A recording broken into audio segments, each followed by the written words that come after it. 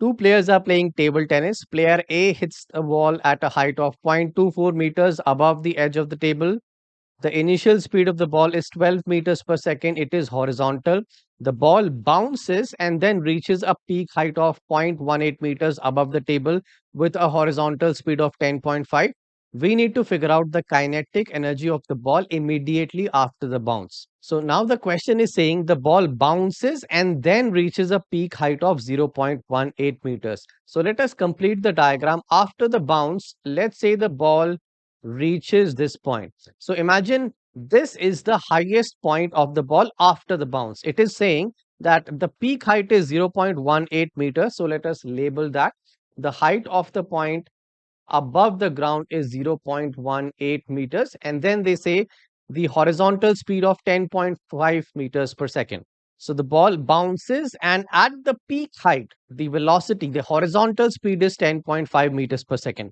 Now we already know whenever the ball is at the maximum point, the y component of the velocity is always zero. The velocity is completely horizontal.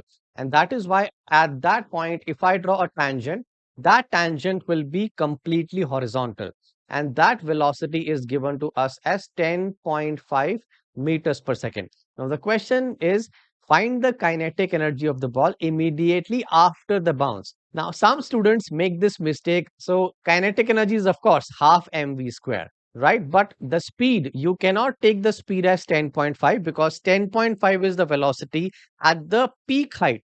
And the question is asking us to find the kinetic energy immediately after the bounce. So, immediately after the bounce, which is this point, if I draw a tangent at this point, that will give the direction of velocity. So let's say this is the direction of the tangent. This velocity is the velocity immediately after this bounce. And this is the v which we need in the formula half mv square. Now, there are two ways to solve this question. Method one is using the law of energy conservation, which is faster and simpler. So, first we will understand that, and then we have method two, which is using the CWAT equation.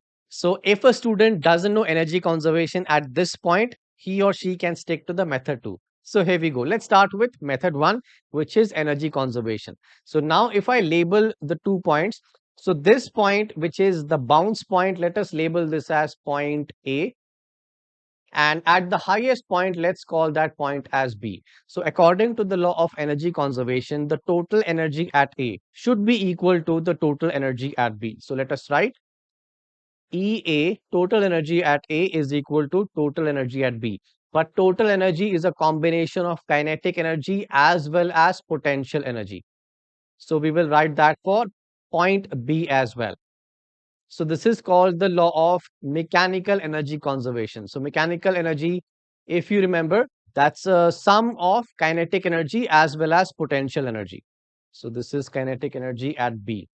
All right, going back to the diagram, at the point A, the velocity is V. So we are supposed to find the kinetic energy. So let us take KEA as it is.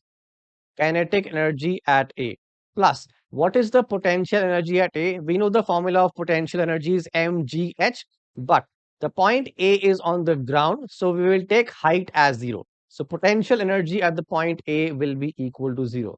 Now coming to the maximum height, the peak height, point B. What is the velocity? 10.5.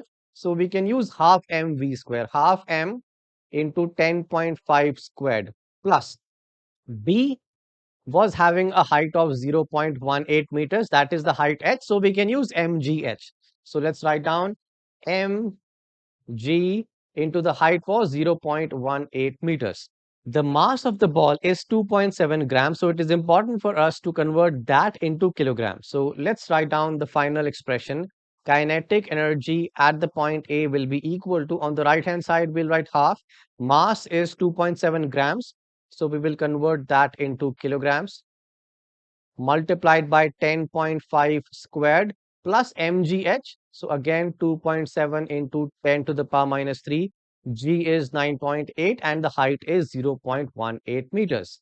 And if you solve all of this, we will get the final answer for kinetic energy at the point A as approximately 0.15 joules. So let us repeat what we have done. We have used the law of energy conservation for point A and point B.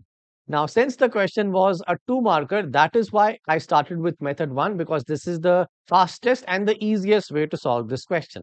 Now, let's say if a student doesn't know the law of energy conservation at this point, this question is still solvable using the CUAT equation. So, how do we do that?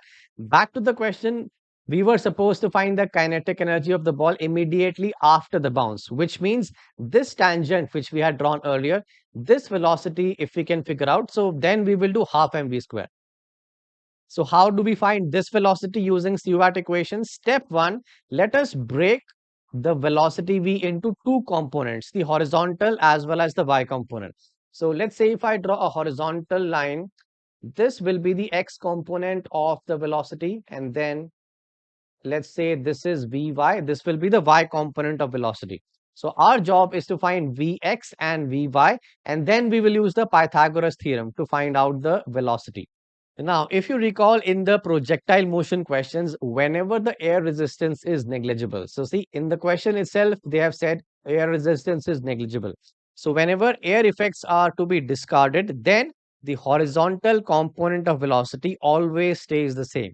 So this 10.5 will always stay the same in the entire trajectory. So immediately after the bounce, all the way till this point B, and even afterwards, the horizontal component will never change. So Vx we can write as 10.5 meters per second. So at the bottom, let me write. So the velocity is V. The x component of velocity will still stay the same, 10.5 meters per second. Now our job is to figure out the y component of velocity Vy. So we will be using any of the other CUAT equations. So let's see which equation will help us. So Vy is the initial velocity. We have the distance. So let us use the third equation, v square is equal to u square plus 2as, but along the y-axis. So let's write down. The equation is v square is equal to u square plus 2as, but since we are supposed to apply that along the y-axis, we will use these suffixes. Now going back to the diagram, at the point A, which is immediately after the bounce, the velocity was Vy, the y component. At the point B, when the velocity was completely horizontal, we will say that the y component of the velocity at the highest point is 0. And why is it 0? That's a concept, if you recall, whenever a velocity is completely horizontal, its y component will be 0.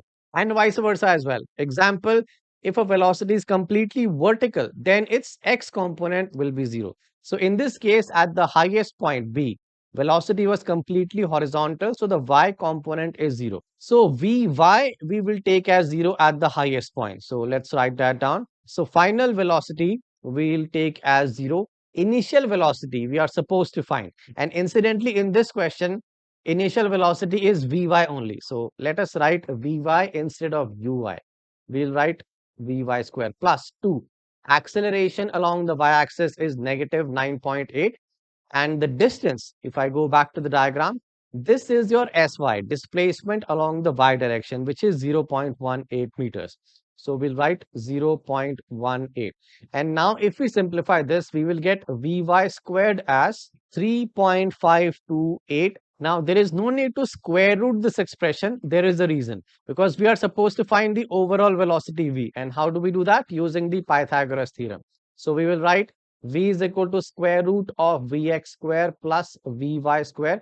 Vx value we already have, which is 10.5 squared, and the Vy square we can directly write as 3.528.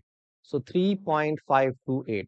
And now if we simplify the square root, we will get the value of V is 10.66 meters per second. That is the final velocity immediately after the bounce. Now the question was to find the kinetic energy of the ball immediately after the bounce. So we will use half mv square. So let us write down half. Mass of the ball is 2.7 grams. So we convert that into kgs, and the velocity was 10.66 squared. So if you simplify this, again, we will get approximately 0.15 joules as the answer. So this was the method 2 using the CUAT equation. But method number 1 was easier one, and it was the faster one, which used the law of energy conservation. So either way works, but please prefer the method 1, because in the CUAT equation, we will have to deal with different components, which is a hassle. So in the second part of the question, player B intercepts the ball when it is at its peak height. Player B holds the pedal stationary and vertical, like as shown in the figure. The ball is in contact with the pedal for this many seconds. So time of contact is given. Assume the collision is elastic. We need to figure out the average force which is exerted by the ball on the pedal. Since we have to figure out the force, so we again go to the impulse momentum theorem. J is equal to F delta T, which is equal to change in the momentum. Since we have to find F, let us make F as the subject. So we'll get delta P upon delta T.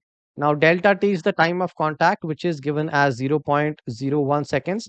For the change in the momentum, we have m into final velocity minus initial velocity. Initial velocity of the ball is mentioned 10.5 meters per second. To find the final velocity, we have to use this fact that the collision is elastic. So, since the collision is elastic, the incoming speed and the rebound speed will be the same since the kinetic energy is conserved. So, the rebound velocity will be 10.5 meters per second only, but the direction will be towards the left hand side. So, the final velocity is 10.5, but since it is towards the left hand side, we will put a negative sign. So, in the bracket, we will write negative 10.5 minus initial velocity is 10.5 towards the right, so it is positive 10.5. And we have the mass. What's the mass of the ball? It was 2.7 grams. So instead of m, we will be writing 2.7 into 10 to the power minus 3. And if we solve this, now let's put the value of delta p in this expression. So force will be equal to delta p upon time. Delta p is 2.7 into 10 to the power minus 3. In the bracket, we have minus 10.5 minus 10.5, which will be a negative 21 divided by the time taken. Time of contact is 0.01 seconds. So if we simplify this, we will get the value of force as negative 5.67 newtons. So minus sign only represents the direction leftward. So the magnitude of force will be 5.67 newtons.